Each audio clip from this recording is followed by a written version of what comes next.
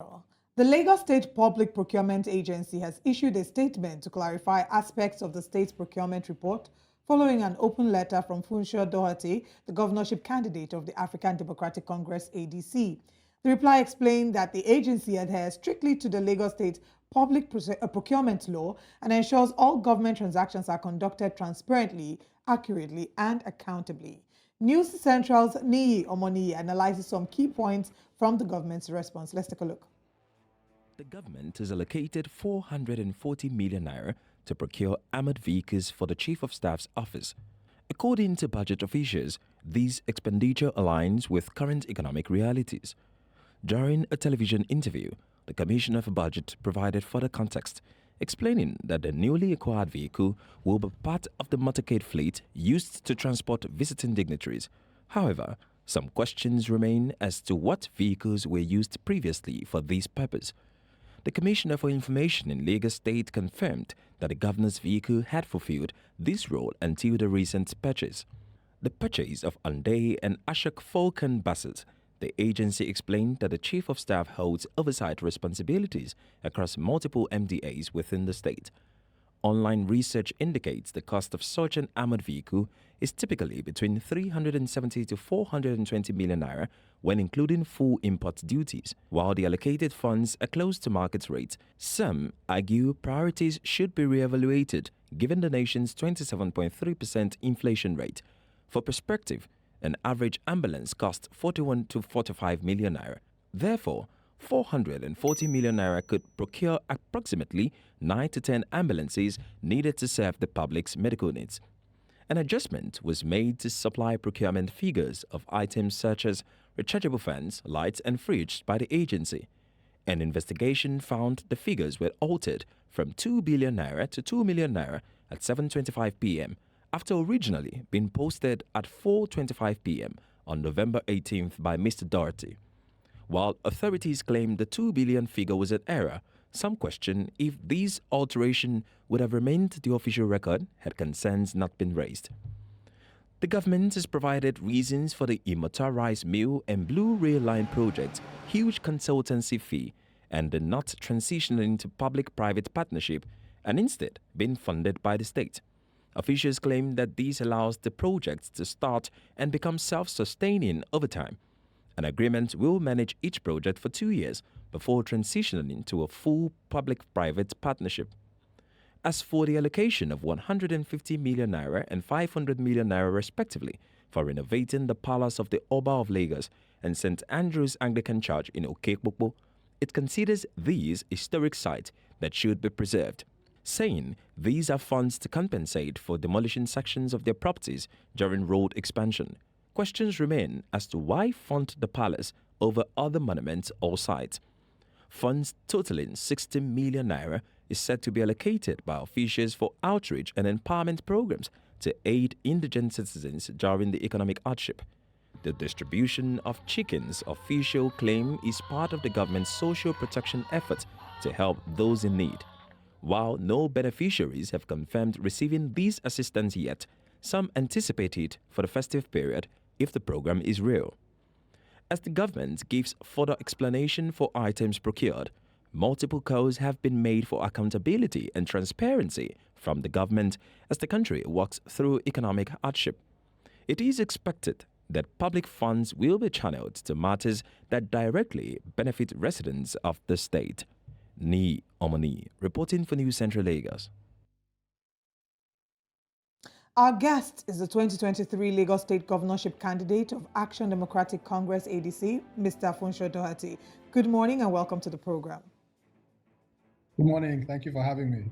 You've started a conversation that has gotten Nigerians talking, and we are seeing a ripple effect as other people are starting to look into procurement in other states other than Lagos.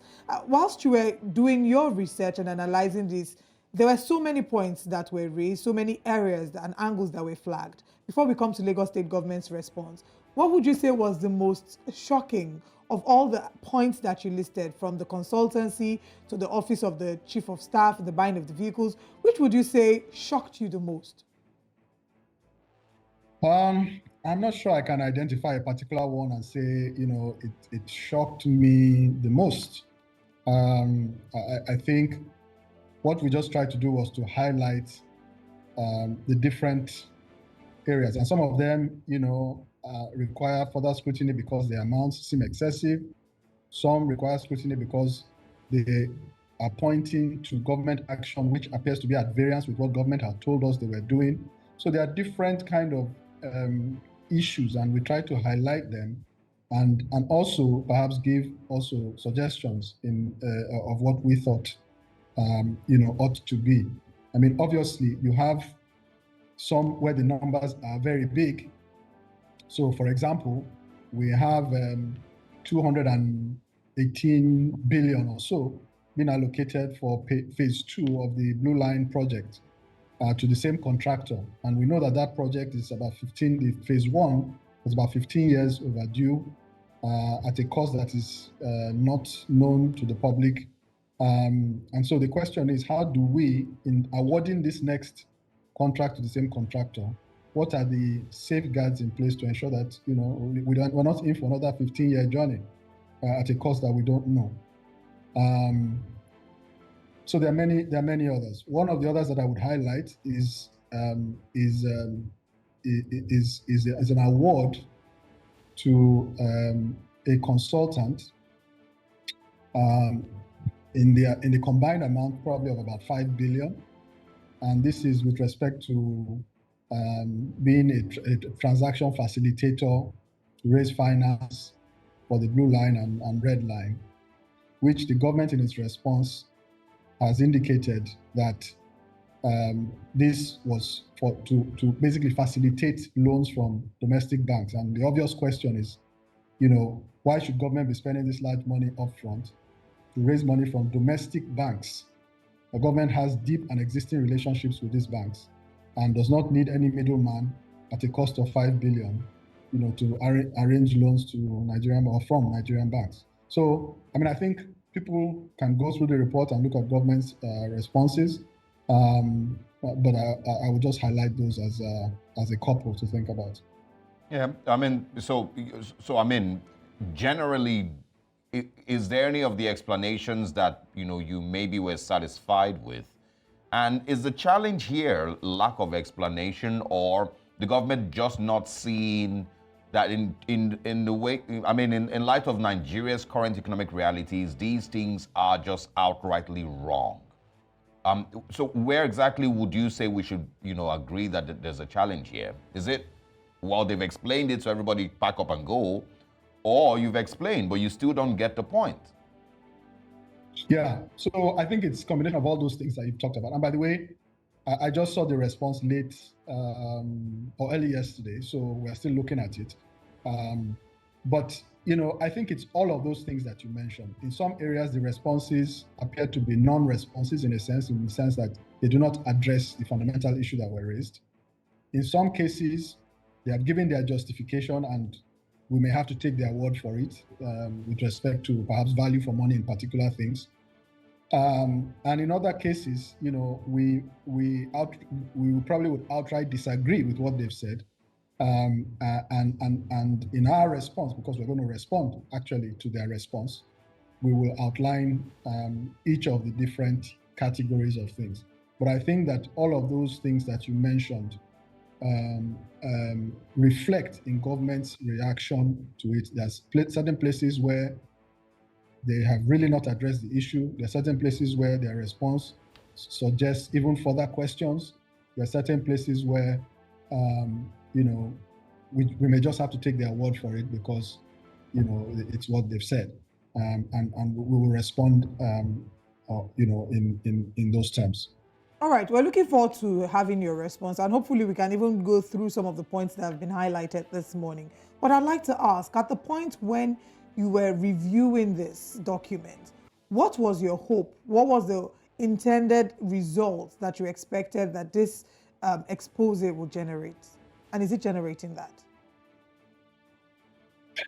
So, for me, the fundamental goal here is just to hold government accountable. And when you do that, government's activities, expenditures, when people know that people are watching. They alter their behavior.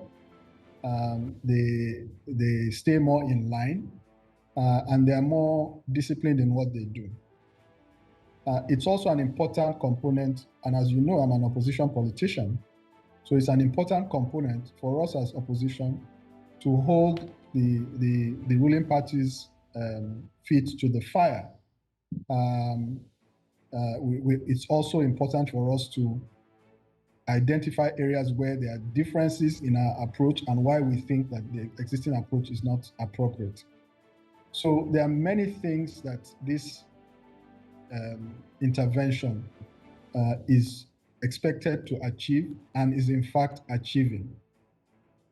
But the summary of it is that if you are operating a democracy and you want the so-called dividends of democracy, if you do not have this kind of thing that we are doing, being led by opposition politicians, being led by just the average citizenry, because any citizen could have done what I've done. If you don't have that, your democracy, your democratic institutions are incomplete, and you will not get good outcomes. And I think this has been a gap, and I think we just need to continue to fill that gap constructively, not coming on here to abuse one another, but to have substantive discussions around what is working and what is not. I think that I would just add in concluding that the outcome or reception or the way in which this has resonated actually in the public consciousness has been far beyond what we imagined. We didn't expect that it would go like this. I mean, if we had written our letter, and we have written others before, by the way, on other issues, this is not the first we're writing, but it just tells you that this is something that people feel so strongly about, and that's why it's achieved the kind of resonance that it has.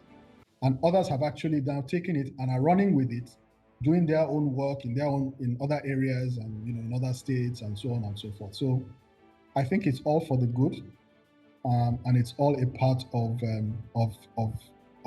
getting to a democracy that is mature in its operations and in its institutions. Yeah, I mean, I think there's like you said, a lot of people feel strongly about these things, but I'm sure many people also would agree that it didn't start last week.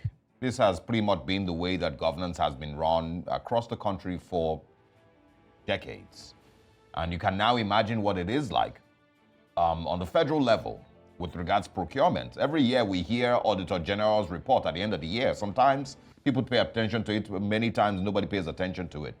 But mostly because no action is taken after the Auditor General puts out very damning reports.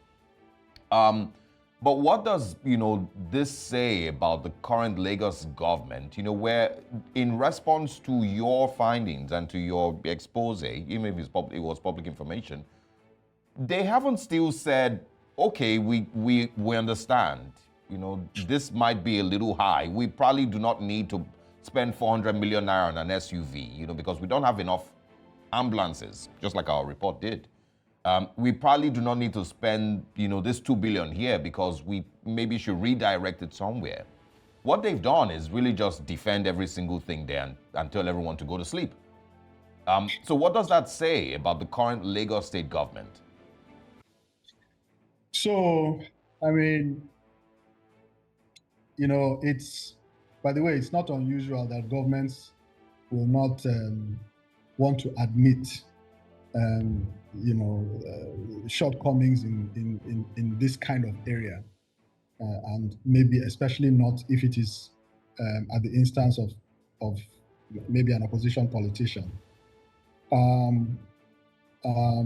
So that's maybe not unusual, but I think also that maybe we have to give them a bit of credit. I saw a statement credited to the governor that said that they welcome criticism. So they've made they've said some of the right things.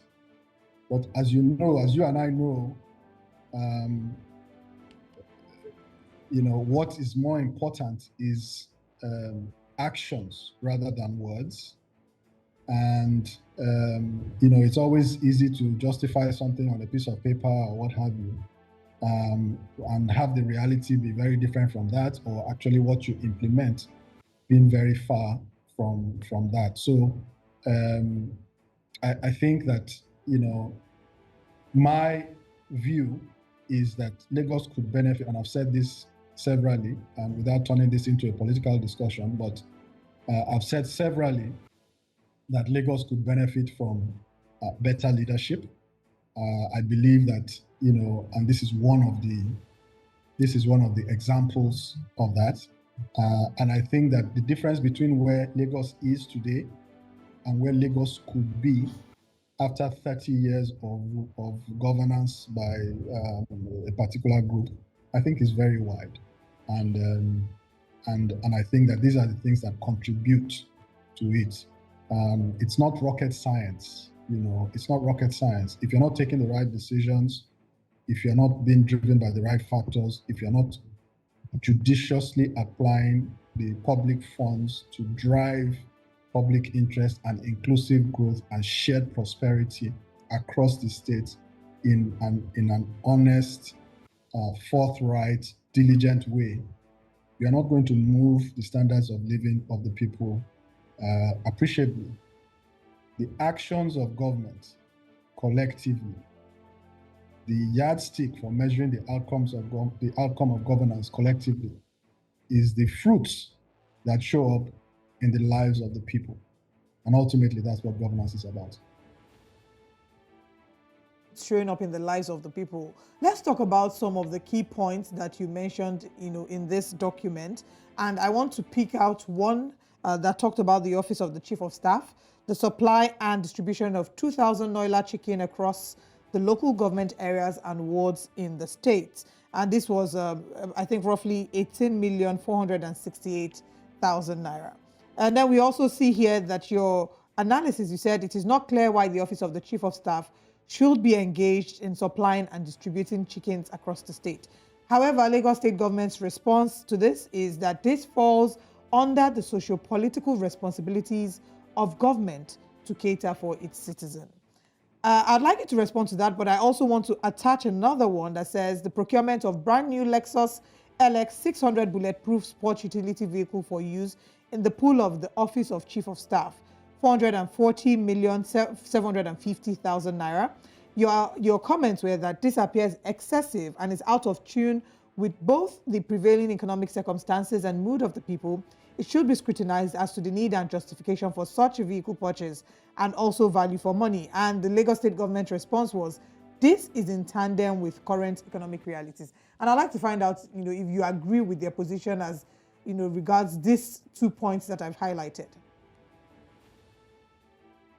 Look, so I don't, and I'll explain why. So first of all, the primary point we were raising was not that government, with respect to kind of the Noila chicken issue, it's not that government should not maybe have welfare programs for the citizens. That's not the question. The question is, why is the Office of Chief of Staff, distributing chickens? I mean, government has a wide-ranging apparatus for ministries, departments, agencies, etc., for accomplishing its social welfare objectives and purposes. These are bodies that are established and exist for that purpose. And if there are formal welfare programs, they should be formally, these things should go through those formal programs. There should be accountability associated with them. There should be fairness issues associated with them, and so on and so forth. And this just appears like incongruous when you see something like this in the Office of Chief of Staff. It's like, why? In the Office of the Chief of Staff. So that was the issue that we raised, and I think that the answer does not address the issue. With respect to the JIP, I mean, obviously the answer is a non-answer, right? This is in line with prevailing economic reality. I don't know what that means, but basically, if you ask the people on the street, they will tell you. In fact, you don't have to ask me. You ask the average man on the street, does that answer? How does that answer resonate with you, that this is in line with the prevailing economic realities? the prevailing economic reality of the average Nigerian is hardship, hunger, inability to fund the things that they need for themselves and their family, and being asked to make big sacrifices every day, particularly in the last few months.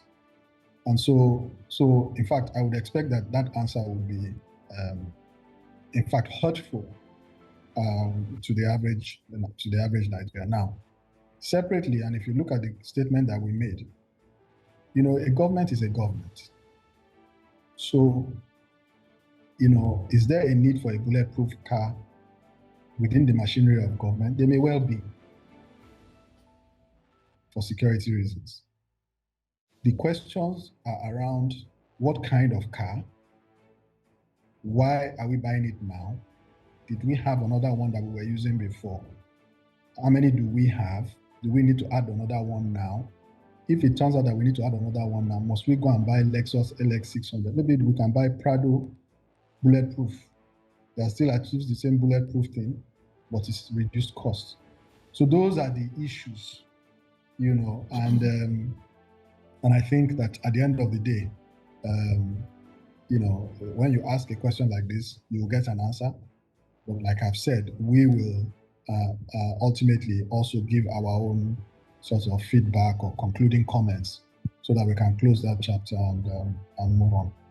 Yeah, I would like that you also speak, with regards redirecting these funds, because I did start, that earlier, how these funds could, be properly redirected. I remember when the Ikoyi building collapse happened in 2021, I believe.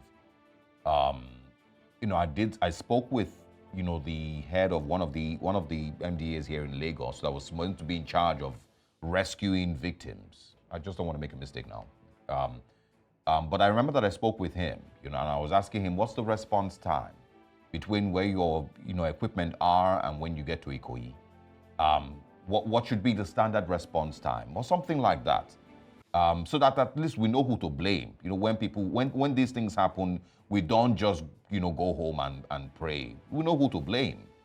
And I remember that he told me that, their truck was coming from Agege or something like that, and because there was traffic, the truck was coming from, I think it was Agege he mentioned. So before to get there, it took about 2 hours, almost 3 hours. And what that meant to me is that there is no provision for proper emergencies spread across different parts of Lagos. And that includes fire, disaster. And that also means that there's no ambulances, there's no first aid that is available for everybody in different parts of Lagos. So I want you to speak on, how we maybe could have redirected some of these funds for a city that, claims to be one of the biggest in Africa. We're looking at Cairo, Johannesburg, we're talking of Addis Ababa and, the likes, across the continent. Yeah. So share your thoughts in that regard. So, look, I think that, this is what governance is about. Governance is about making the right decisions in the interest of the people, to improve the lives of the people, and to create inclusiveness and a shared prosperity, and improved quality of life and standards of living. One of the things that we sometimes point to is this livability index, which is done by the Economist magazine. And you'll see that Lagos is usually near the bottom of that ranking. Yet we spend a lot of money on capital expenditure every year, and they will tell you that most of our expenditure is actually capital expenditure, and therefore we are doing well, we are spending, we are being prudent, we are not, and all that. But the truth of the matter is that that is not the yardstick of whether you are prudent or not, or whether you're effective or not. Because whether it's capital or recurrent, you can be ineffective in both. And in fact, on capital, the effects are worse because we are spending large sums, and often you are borrowing to spend it, and the effect is over many years. So if it is ineffective, it is really ineffective. So there's a lot to be said for how does government prioritize, who does government prioritize, and what programs is it undertaking that are broad-based. Now, let me just speak briefly about an important driver of this question that you ask. You see, incentives drive behavior. And one of the problems that we've struggled with, not just in Lagos, but in Nigeria as a whole, is the question of corruption and self-interested actions by those in positions of leadership and in government. Those actions that are driven by self-interest, those actions that are driven by conflict of interest, because people may be interested in one contract or the other or what have you as public officers, they have a big impact, because what then happens is that instead of spending money in the areas that are prioritized by what is needed to improve the lives of the people, those other considerations begin to drive what people spend money on, right? And the effect over time is very large. What then will happen is that people will be taking decisions as government every year, year in, year out, that are tainted by self-interest considerations. And then at the end of 30 years, you now ask yourself, where are we, given the huge amounts of money that we've spent over those 30 years? And where could we have been if the right factors had driven our decision making in the right proportions, in the right areas, targeted towards the right purposes? And that's why you will see two countries that will start from the same spot in terms of their endowment, in terms of their whatever you might want to call it. They start from the same place. And 30 years later, where one country is miles and miles, like night and day, from where the other country is. And it's really about the effectiveness, the forthrightness, the integrity, and the focus of the government and what it has defined as its reason for being. All right, so we're expecting your response to the government, and we hope to be able to, maybe at some point, if you're able to avail us of the opportunity to come back, we'd love to have you. But where do we go from here as a people? What are the next steps? Because this budget has, quote unquote, been spent. For the areas that we cannot account for the money, or that the money seems, it seems ridiculous, to put it quite mildly. What next? What are we expecting? Is there a way that we can probably ensure that in the next budget we can make up for this deficiency in the last budget? Well, I think that what we must do is keep up the momentum of this engagement, civil involvement, and you can see that the tempo is rising. People are getting more engaged in these matters, and once you do that, public officers can't act with impunity anymore. I think that we will continue to see more and more of that. I just want to make one important point on this. There's a line that will run through these discussions that we're having, and ultimately the decisions that people will make about who should govern them. So it is not academic. One of the things that this should tell us is that it is not an academic discussion. Sometimes when we get into political season, there's a party atmosphere. It's almost like a, what do you call it? Premiership is the way we think about it.